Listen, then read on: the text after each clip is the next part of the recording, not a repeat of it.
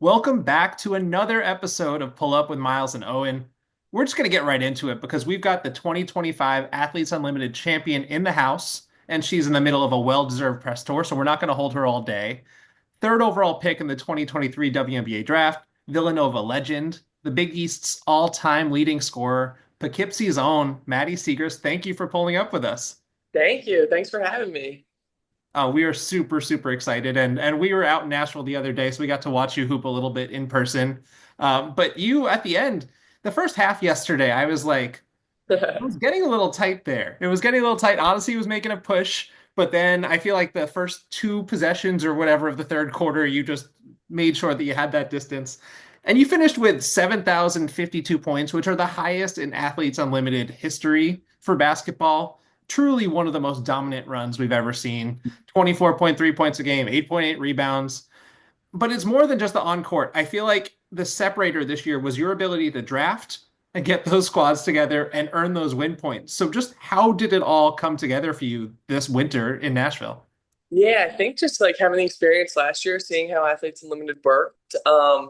And then I had a great experience last year, so I was super excited to come back. I didn't have the opportunity to be a captain last year. And then once I was a captain this year, I'm like, okay, like let me get some experience around me. So I tried to draft with experience, and then I tried to draft people who play in space and are high IQ players. Like that's how I like to play. And I just tried to surround myself with people, that I would like to play with. And just knowing the importance of the wins, winning the quarters and the games.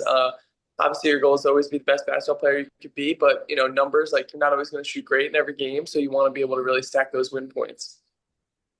Building off that, one of my favorite aspects of Athletes Unlimited is seeing players like yourself get to play with all these different players week after week. So, who are some of the people that you enjoyed playing with, enjoyed developing relationships, maybe people that you didn't really know as well going into this year, and then you got to play with them or be with them, and it was exciting?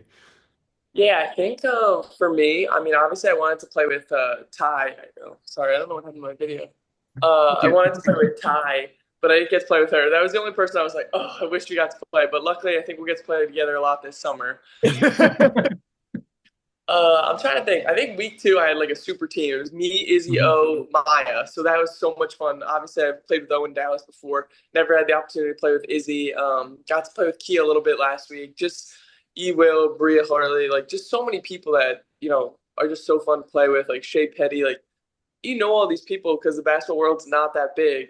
Um, but just having the opportunity to get to learn from them, like, this is only my second year being a pro. So I'm still like, hey, what do I have to do? Like, what can you help me with? And just, everybody's just so nice, and everyone's journey is so different, but they've probably been on a path similar to yours, like, or they've been, having different experiences that, you're going through. So just to learn from them has been great, and get to play with so many different people, so many different roles. It's been so much fun. Yeah, you alluded to this just being your second year as a pro, and the coming off of college, you have no break to go right into the W season and then right into your first off season. And I guess you're just kind of keeping the ball rolling by not actually taking a break now. But like you said, you finished 12th in the standings last year. What adjustments were you able to make to build off of that and then just take it all this time around? Well, I think last year, honestly, AU was great for me because it really gave me that confidence. After my first W season, your first season's always tough. And then, to be able to play last year and really get to contribute helped me fuel for my second year at Dallas. And then just knowing what to expect a little bit more. This year, my goal was to finish in the top 10. Like, I feel like, there's a lot of things you can't control. So I was like, all right, I want to go. I want to finish in the top 10, but I want to be the best basketball player I could be. I want to feel like after those, 5 weeks, like, okay, I did everything I could, and I felt like that. And obviously, like the result was great and number one. That's couldn't have scripted it better, but that was my mindset really going in. I feel like that's great energy for 2025. We're manifesting, a top 10 and then just you end up being the champion. How could it get better than that? We were just down in Nashville, as Miles alluded to, and the vibes were so good. Like the buzz in the city was so strong surrounding Athletes Unlimited. What were some of your impressions, both of the city in terms of like the basketball energy of the city, but also just, maybe fun things that you got to do in the city while you were there? So I've never been to Nashville. I've heard like a lot of great things before this, so I was super excited coming in, but I didn't know what to expect at all. So I think the first day, like it was me and E Will, we were on Broadway like doing a photo shoot, and I was like, wow, this is what it really looks like. This is so cool. But then like just seeing the way like the community has like showed up for the games, like obviously the attendance, all the records has been great. I mean, yesterday I think it felt like a packed house. It was so exciting, and then just the city itself, there's a lot to do here, a lot of good food, a lot of good music. So, AU does a great job of like, they schedule a few outings a week, like optional things that you could do. So you get to see the city a little bit. I think the barbecue has definitely been good takeaway. There's not too much good barbecue up in Philly or in New York. Just when I go to Dallas, that's when I have it. So I got to have a little bit early, and definitely a lot of good music. Those are my two like, favorite things. I was gonna say controversial follow-up here, but how does the Texas barbecue versus Nashville? I know this. I don't want to get you in trouble here, but No, I would say different. I probably went for more like the brisket sandwich here, where like there's a place in Dallas like Hurtado. If you're ever there, you should definitely go to it. So good. They have like a whole platter with like sides and stuff. Here, I really just got like a sandwich, a couple sandwiches. I love that. I'm also rocking my Gus's fried chicken Oh, shirt okay. here after our trip. So Okay. yeah, I'm in a bit of a detox post Nashville All trip. right. It happens. It happens. Yeah, yeah. So I wanted to go back a little bit because your Villanova career is iconic. You're the all-time leading scorer in Villanova basketball history. This might be my favorite stat. 37 consecutive games with 20 plus points. Longest streak by any D1 player, men's or women's this century. That is ludicrous. Reflecting on your time there, just how appreciative are you of what you're able to accomplish? And like while you were in it, were you able to kind of grasp like the history that you were making? Um, I mean, I knew when I was in it, it was so special. I just was surrounded by such great people, and like when we made that Sweet 16 run, like you just knew it was going to be something special that year, and like knowing it was kind of the end for me, you just want to play every game like it was your last, and I like have no regrets of that year. If I could live that year forever, I probably would have. But it was so much fun, and now like I think it's just fueled me to be the best pro I could be. And I just had like such great coaches and mentors that like when I was in it, like they would be like, "Oh, you got to enjoy it a little bit, like make sure." But it's tough to rest, to enjoy it while you're in it. I think after the season, I was able to be like, "Wow, that was a long streak," and I remember like I just went into every game like, all right, like if it ends, it ends. Like kind of, because you don't want to get caught up in that. You're trying to win the game, but it is really cool. I think Kelsey Plum had it before, and obviously she's an incredible basketball player, incredible pro. So it's just like it's an honor. Owen gave you his favorite stat of yours from Villanova, and mine is that on my birthday, you had your career high 2 years in a row. You had 42 and 13 on February 11th, 22, Okay. and then you had your 50 and 10 on February 11th, 23. So if there's anyone out there who should enjoy my birthday more than me, I think it's you. Uh, I but I guess wanted let's schedule some games for that day. I guess it must be. I also, we never do this on this show. We never invoke men on this show. But we are huge Knick fans being in New York. And your connection with that team and with those Nova Knicks is so great. You wore the shirt that summer, last summer for like the very short-lived moment that Dante was Yeah, still they're there all and all four of them were there. But Jalen at a presser a few years back, I remember he just kept saying over and over that you were unbelievable, and he had said in that presser that like as soon as it's your last game, they should just hang up your jersey. Just what does it mean to kind of have that support from players that were on that iconic Villanova team? Yeah, I mean, obviously Villanova is such a strong basketball tradition, and like right now I'm the only one in the WNBA, so hopefully that changes in the next few years. But like other players, like we don't have like UConn. There's a million in the WNBA. Where like I don't have that. So what I have is those guys who are all in the NBA, and they've been so supportive throughout my whole career. Like when I got there, to like little messages along the way, like that means so much, and like the men's team when I was like they've just been so supportive. All the when I was there, like I remember like Cole Swider were playing horse up in the gym together. Like we just had a great group, and to have that community feeling, and it's like like that if you ever need anything. Like I broke my hand this year or my finger, and Jalen was one of the first people to call and was like, I got a surgeon, you got to go to this girl, this woman, she's the best in New York. And I was like, okay, great. Like just to know that you have that community looking out for you is huge. It's beautiful. That's so cool. Speaking of yourself, speaking of Jalen, I'm always curious when we talk to someone who's just a bucket, like going back, how did you develop your game? Like, when did you know that you had something special in that regard? And then, like, how did it all develop? Um, well, I think like middle school is when I started like to focus on basketball more. I was on the B team actually in seventh grade.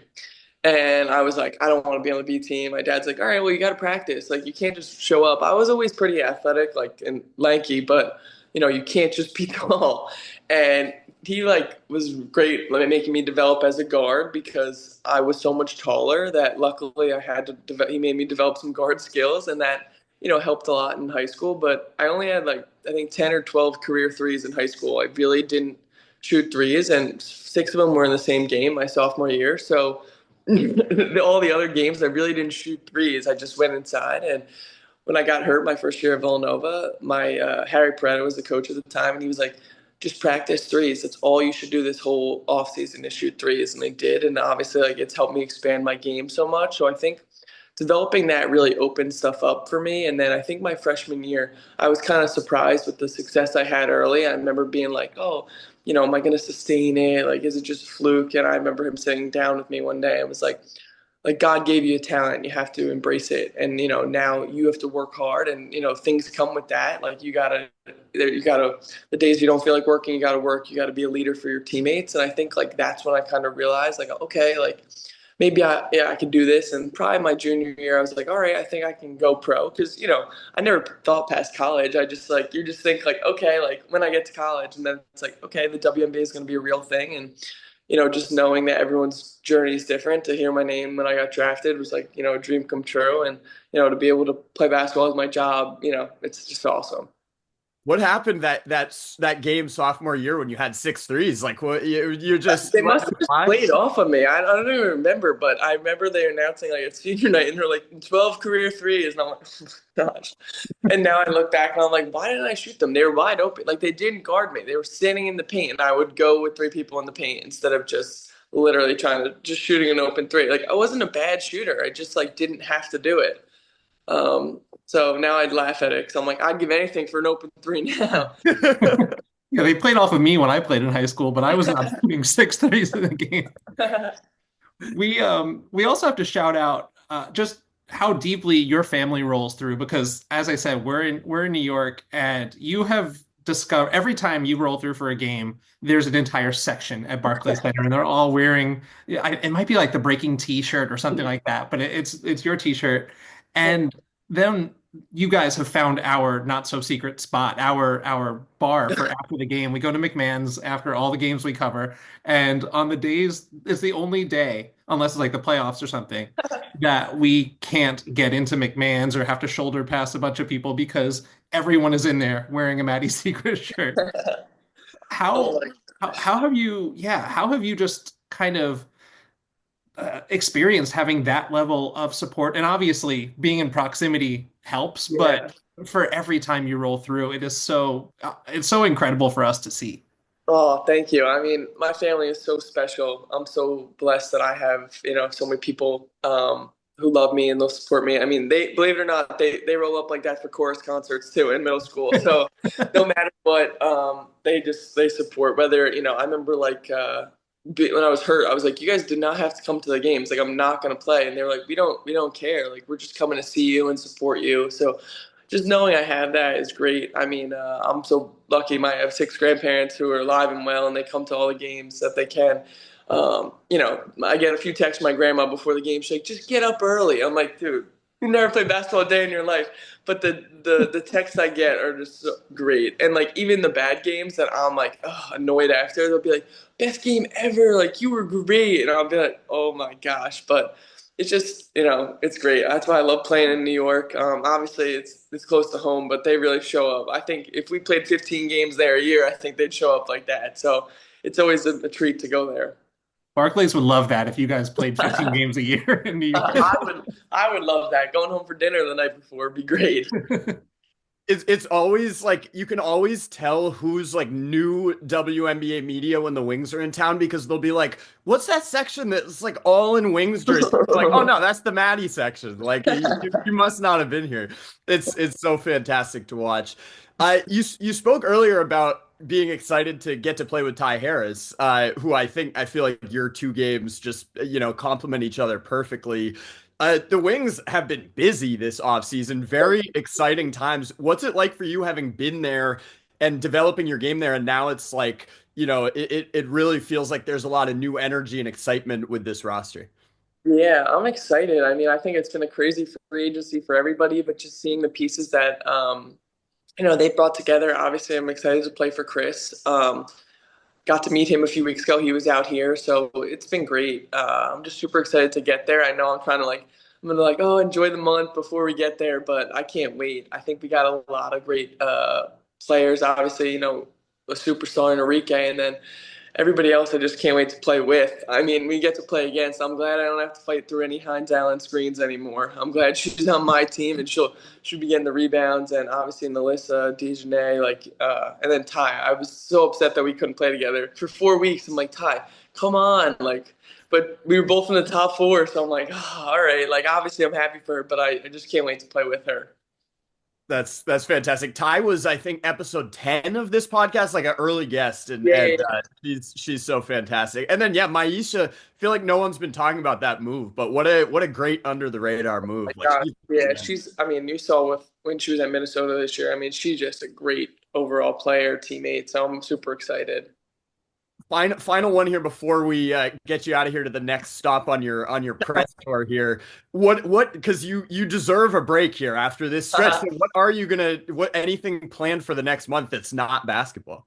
Well, I'm planning a wedding for next year, so I have to go try on a few dresses this week. So that's the big list. I've been pushing a lot of wedding things off till after this. So I have to do that a little bit. And then I'll be back with Villanova. I'm doing player development. So we're going to Mohegan Sun, the Big East tournament on Thursday. So do that and then hopefully go on a vacation at the end of the month. Go somewhere warm for a few days.